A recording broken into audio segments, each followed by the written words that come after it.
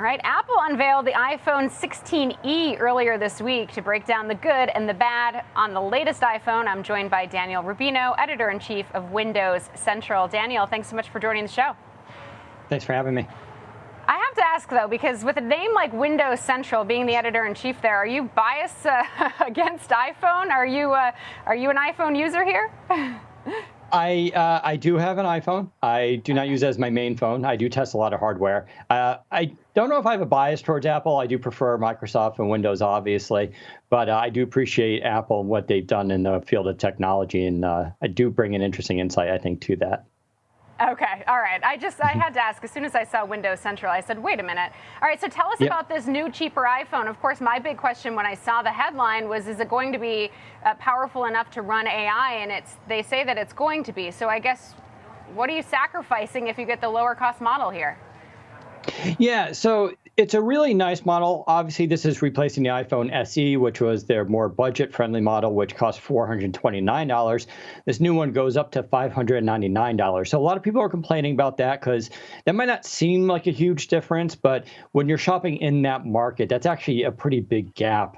So that's going to be a problem. That said, they do a lot of great things with this device. First of all, battery life is supposed to be incredible. It's actually better than the more expensive iPhone 16. The camera is also supposed to be pretty solid. It's basically what they're calling a fusion camera, so it combines basically two lenses into one. I don't think it'll be as good as like the iPhone 16, but they do some pretty good software trickery these days that's going to make it, I think, more than acceptable for people who want this. You're also getting the A18 chip, which is the latest processor that they're using, so it'll stay in lockstep with whatever upgrades the iPhone 16 gets. It's a tad slower, has one less core, but most people aren't going to notice this. It has a beautiful OLED display, which is typically considered premium, but it's nice to have here as well. And you're right, it does support AI. So as you know, right now, Apple's AI is pretty rough, but they are building it out and dropping features here and there, and this phone will get all those features as well. Now, there are some missing things here. There's the MagSafe is kind of the biggest one, right? So you don't get the MagSafe charging, which is going to be a little bit unfortunate. You do get Type-C charging, though, thanks to the European Union, so that's going to be good. There's no Wi-Fi 7,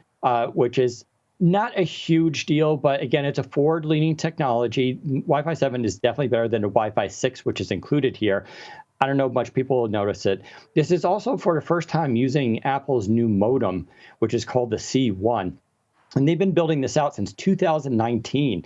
And the reason why it's taking so long is because it's really hard to do 5G modems. In fact, Intel was trying to make 5G modems. They couldn't. And so basically Apple came in, bought them, and have been trying ever since. The reason I'm a little concerned about that is because this is a first generation one, so it's going to have some limitations. We don't know what bugs are going to be found there in terms of connectivity. Apple has a little bit of rough history here when it comes to its antennas and performance.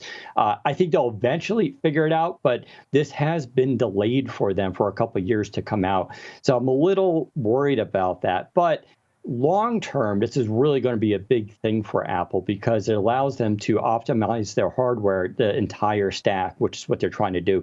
They spend billions of dollars per year licensing modems from Qualcomm, and they're going to be eventually be able to move away from that, keep it all internalized while maximizing the performance according to their needs. So I think that's a great move, but it's going to take a few years for that to come to fruition. Okay. I want to go back to the cheaper phone, though, away from the modem, just because I'm curious what you think, and just from a business perspective, how important a $600 phone is to Apple, and could it actually hurt business? Because isn't it all about average selling prices getting boosted? Yeah, correct. So Apple is notorious, though, for keeping pretty solid profit margins on these devices compared to the cost of manufacturing. And I believe that'll be the case here. In other words, they're overcharging customers for what they're actually getting.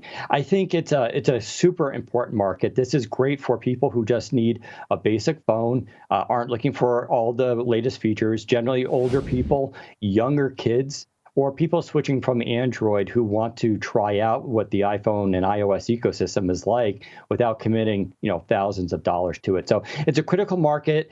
For that reason, I'm a little, disappointed with the price hike. Like I said, I think it's a significant jump from what it was before, and especially because, currently the economy, it's okay, but it's getting a little bit shaky now, right? We don't know where it's going and where people are going to be in a couple months. And so I'm a little concerned for Apple long term if that's going to, help. But it's definitely an interesting move for them. Yeah, it's just interesting to see how many people will trade down, because as you were talking about it, I haven't upgraded yet. I think I still have a 14 Pro Max or something.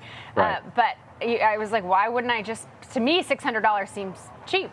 But I guess to the people who were buying the less expensive phones, not necessarily the case. It doesn't seem like it was a huge game changer for Apple, but the fact that it bucked the downtrend today and actually closed 0.4% higher might show some of the impact here. But we have to leave it there. Daniel Rubino, editor-in-chief of Windows Central, thank you so much for joining us and for breaking that all down for us.